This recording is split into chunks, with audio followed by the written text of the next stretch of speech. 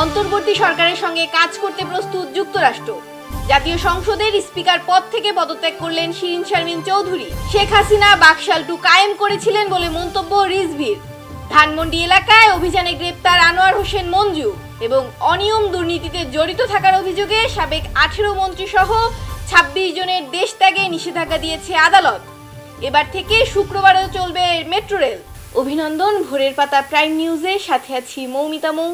শুনছিলেন সংবাদ শিরোনাম, এবার বিস্তারিত। অন্তর্বর্তীকালীন সরকারের সঙ্গে যুক্তরাষ্ট্র নিবিড়ভাবে কাজ করবে বলে জানিয়েছেন ঢাকায় মার্কিন যুক্তরাষ্ট্রের চার্জ দ্য অ্যাফেয়ার্স হেলেন লাফেভ। যুক্তরাষ্ট্র স্বাস্থ্য, শিক্ষা, শ্রম, শাসন এবং রোহিঙ্গা ইস্যুতে ঘনিষ্ঠভাবে কাজ করবে বলেও জানান তিনি। সোমবার অন্তর্বর্তী সরকারের প্রধান উপদেষ্টা ডক্টর মোহাম্মদ ইউনূসের সঙ্গে সৌজন্য সাক্ষাৎ করে একথা জানান মার্কিন কূটনৈতিক। রাষ্ট্রীয় অতিথি ভবন যমুনায় এ বৈঠক অনুষ্ঠিত হয় বলে প্রেস উইং থেকে এক বিজ্ঞপ্তিতে জানানো হয়। সাক্ষাতে মার্কিন যুক্তরাষ্ট্র বাংলাদেশের অন্তর্বর্তী সরকারকে সমর্থন করবে এবং বিভিন্ন বিষয়ে ঢাকার সঙ্গে সম্পর্ক জোরদার করবে বলে জানান হেলেন লাফেন বলেন, মার্কিন সরকার প্রধান উপদেষ্টাকে অভিনন্দন জানাতে পেরে খুশি এবং একসঙ্গে ঘনিষ্ঠভাবে কাজ করার জন্য উন্মুখ। তিনি বলেন, ভিসা প্রক্রিয়া ত্বরান্বিত করার প্রয়াসে ঢাকায় মার্কিন দূতাবাস এই সপ্তাহে তাদের কনসুলার পরিষেবা পুনরায় চালু করবে। তিনি বলেন, হাজার হাজার বাংলাদেশি শিক্ষার্থী এখন যুক্তরাষ্ট্রের বিশ্ববিদ্যালয়গুলোতে পড়াশোনা করে। অনিয়ম দুর্নীতিতে জড়িত থাকার অভিযোগ ওঠায় সাবেক 18 মন্ত্রী সহ 26 জনের দেশ ত্যাগে নিষেধাজ্ঞা দিয়েছে আদালত।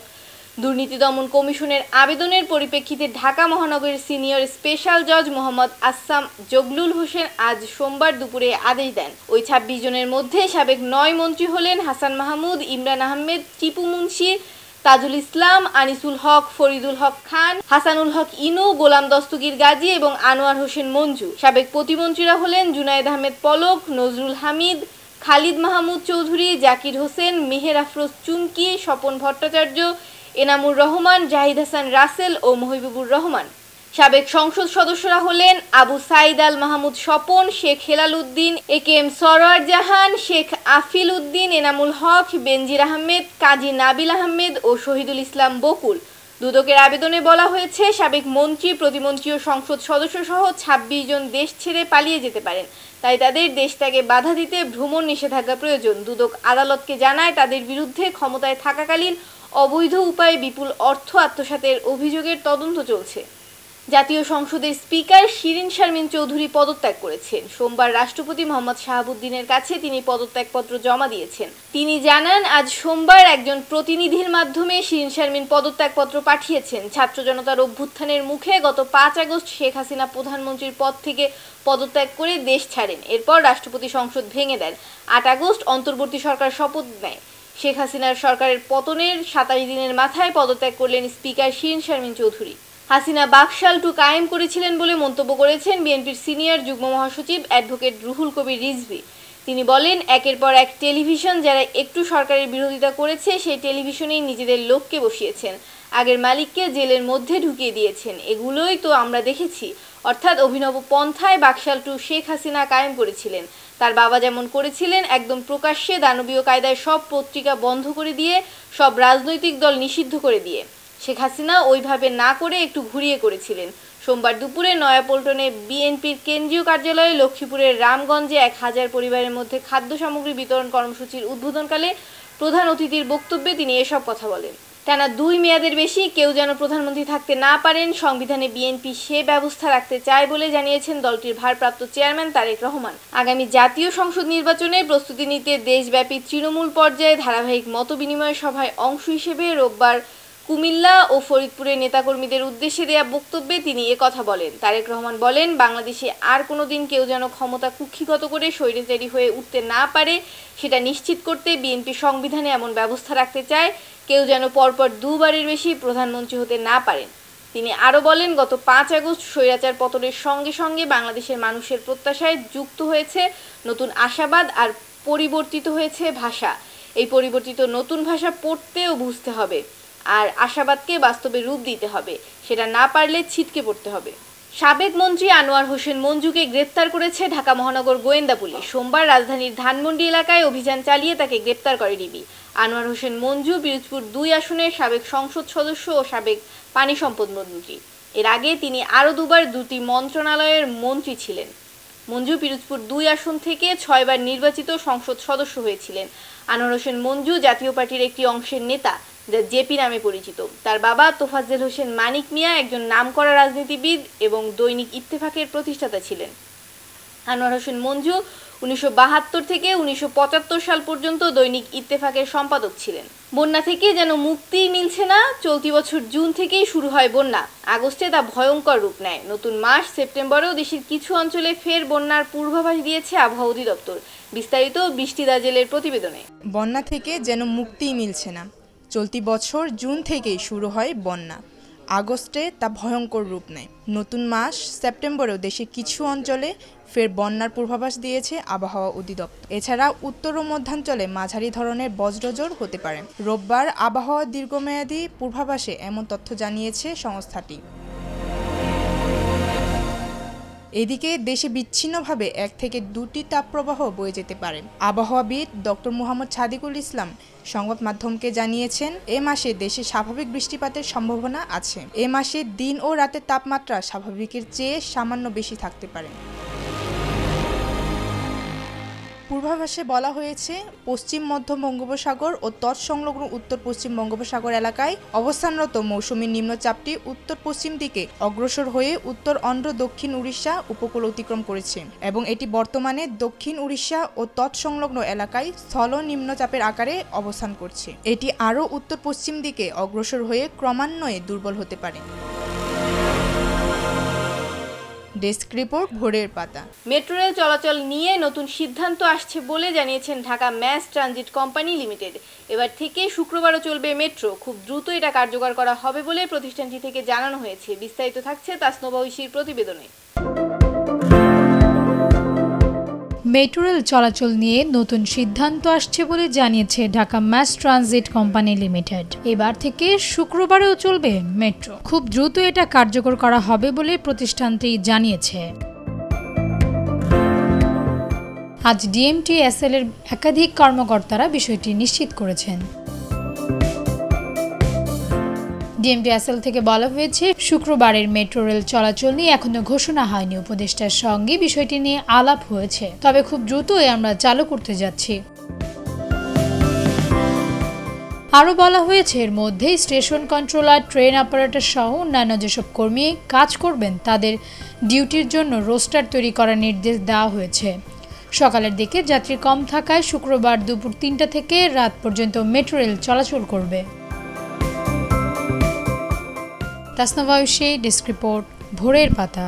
পুরো শহর ঘুমিয়ে পড়লেও যেন রাতে জেগে ওঠে নাজিরা বাজার। 12টার পর থেকে ভোজন রসিকদের আনাগোনা শুরু হয় পুরান ঢাকার এই গলিতে।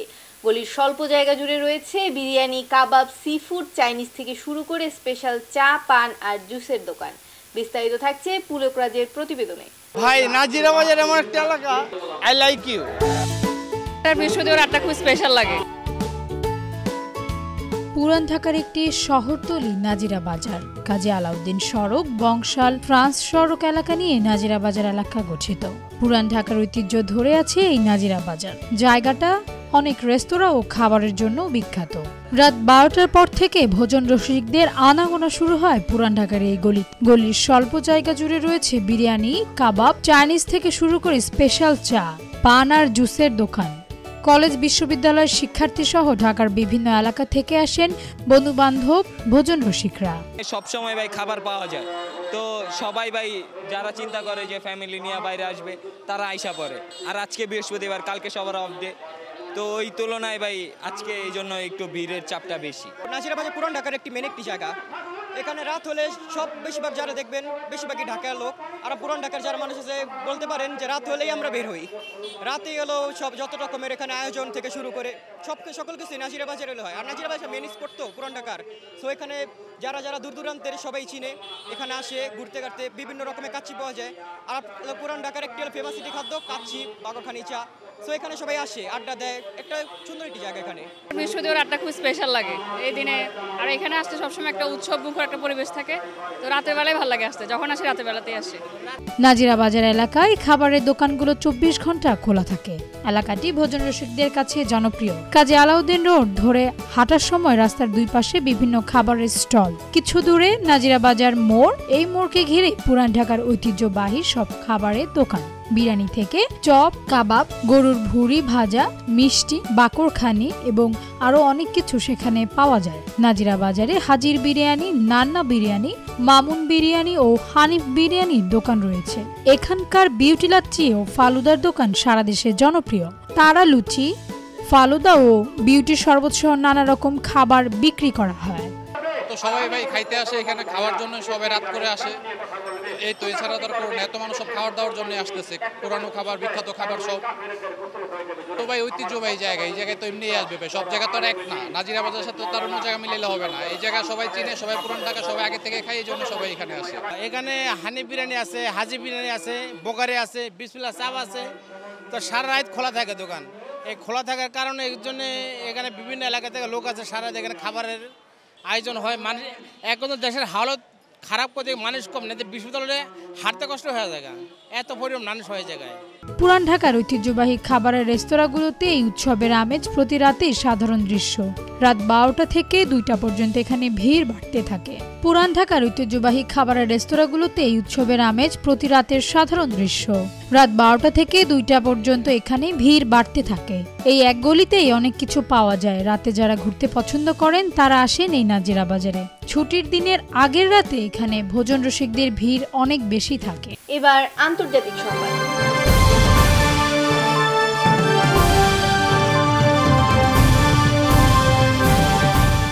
মধ্যপ্রাচ্যের দেশ সৌদি আরবে দুর্নীতি, ঘুষ গ্রহণ, ক্ষমতার অপব্যবহার এবং অর্থ পাচারের অভিযোগে শতাধিক সরকারি কর্মকর্তাকে গ্রেপ্তার করা হয়েছে। সোমবার সৌদি আরবের রাষ্ট্রায়ত্ত বার্তা সংস্থা এসপি এর এক প্রতিবেদনে এই তথ্য জানানো হয়েছে। এতে বলা হয়েছে, দুর্নীতি, ঘুষ গ্রহণ, ক্ষমতার অপব্যবহার, অর্থ পাচার ও অনৈতিক কর্মকাণ্ডে জড়িত অন্তত 139 সরকারি কর্মকর্তাকে গ্রেপ্তার করা হয়েছে।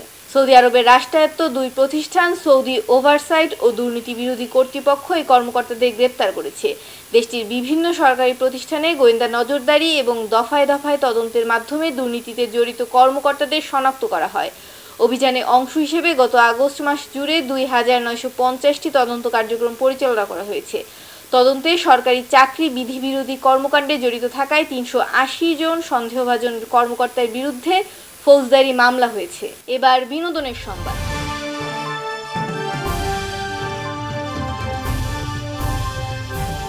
গেল ঈদেই প্রেক্ষাগৃহে মুক্তি পায় ঢালিউড সুপারস্টার শাকিব খানের তুফান সিনেমা।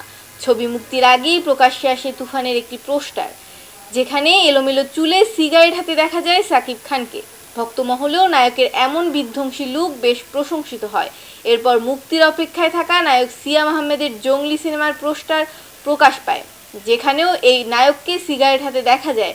পরপর দুইটি সিনেমার পোস্টারে শাকিব ও সিয়ামের এমন ধূমপান উদ্দেশ্য প্রণোদিত বলে মনে করছেন ধূমপান বিরোধী একটি সংস্থা। তাই সিয়াম ও শাকিবের মতো তারা করা ভবিষ্যৎ প্রজন্মকে বিপদগামী করছে বলে মনে করে সংস্থাটি। তাদের ভাষ্য, আইন লঙ্ঘনে জড়িতরা সমাজ ও রাষ্ট্রের শত্রু। যারা আমাদের ভবিষ্যৎ প্রজন্মকে বিপদগামী করছে তাদের বর্জন করুন। একই সঙ্গে আইন লঙ্ঘন করে নির্মিত সব সিনেমা নিষিদ্ধ এবং আইন ভঙ্গকারীদের বিরুদ্ধে শাস্তিমূলক ব্যবস্থা গ্রহণের দাবি তুলুন। এবার খেলাধুলার সঙ্গে দ্বিতীয়বারের মতো কোপা আমেরিকার শিরোপা উৎসব করে এবার মেসি বাহিনীর নেক্সট মিশন 2026 বিশ্বকাপ। এদিকে ইনজুরির কারণে স্কোয়াডে নেই লিওনেল মেসি। কোপা আমেরিকার শিরোপা জয়ের পর অবসরে যান আরেক অভিজ্ঞ ফুটবলার অ্যাঞ্জেল ডি মারিয়া। বিস্তারিত জারিন জারার প্রতিবেদনে। 1.5 মাস আগে মার্কিন যুক্তরাষ্ট্রে টানা দ্বিতীয়বারের মতো কোপা আমেরিকার শিরোপা উৎসব করে আর্জেন্টিনা। এরপর পুনরায় একত্রিত হওয়ার সুযোগ আলবিসেরেস্তাদের। এবার মেসি বাহিনীর নেক্সট মিশন 2026 বিশ্বকাপ। বাছাই পর্বে কলম্বিয়ার মুখোমুখি হবে লিওনেল স্কলনির শিষ্যরা। এখন প্রশ্ন উঠছে, আর্জেন্টিনার জাতীয় দলের অধিনায়কের দায়িত্ব পালন করবেন কে? এদিকে ইনজুরির কারণে স্কোয়াডে নেই লিওনেল মেসি। কোপা আমেরিকার শিরোপা জয়ের পর অবসরে যান আরেক অভিজ্ঞ footballer Angel Di Maria. Senior ফুটবলারদের মধ্যে স্কোয়াডে রয়েছেন নিকোলাস ওতামেন্ডি। অধিনায়ক হওয়ার দৌড়ে এই ডিফেন্ডারকে এগিয়ে রাখছেন অনেকে। বাংলাদেশ সময় 6 সেপ্টেম্বর বুয়েন্স আয়ার্সের এন মনুমেন্টাল স্টেডিয়ামে চিলির বিপক্ষে মাঠে নামবে আর্জেন্টিনা। সেই ম্যাচের জাতীয় দলের সতীর্থ এবং ঘরের মাঠে ভক্তদের কাছ থেকে বিদায় সম্বর্ধনা গ্রহণ করবেন তিনি। জারিন যারা, স্পোর্টস ডেস্ক, ভোরের পাতা। সংবাদ শেষ করার আগে শিরোনামগুলো আরেকবার। অন্তর্বর্তী সরকারের সঙ্গে কাজ করতে প্রস্তুত যুক্তরাষ্ট্র। জাতীয় সংসদের স্পিকার পদ থেকে পদত্যাগ করলেন শিরিন শারমিন চৌধুরী। শেখ হাসিনা বাকশাল 2 কায়েম করেছিলেন বলে মন্তব্য রিজভির।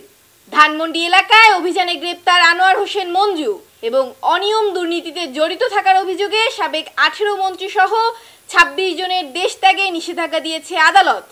এবার থেকে শুক্রবারেও চলবে মেট্রো রেল। এই ছিল আজকের ভোরের পাতা প্রাইম নিউজ। সারা দেশের সর্বশেষ আপডেট পেতে চোখ রাখুন ভোরের পাতায়। ধন্যবাদ।